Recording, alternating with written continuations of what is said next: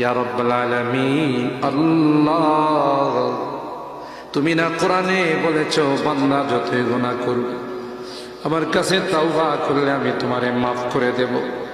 মনে বড় আশা নিয়ে আল্লাহ তোমার শাহী দরবারে ভিক্ষুকের মতো হাত বাড়াইলাম। তুমি যদি ক্ষমা না করো, কে আমাদেরকে ক্ষমা করবে? কে আমাদের মাফ করবে? ভিক্ষুকে একজনের কাছে ভিক্ষা না পেলে আরেকজনের কাছে পায়। এক দুয়ার থেকে বিতাড়িত হলে আরেক দুয়ারে যায়।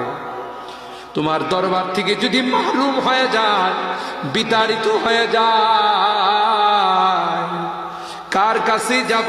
কে আমাদেরকে ক্ষমা করবে? মালিক রে, কাঙ্গালের মতো হাত বাড়াইলাম।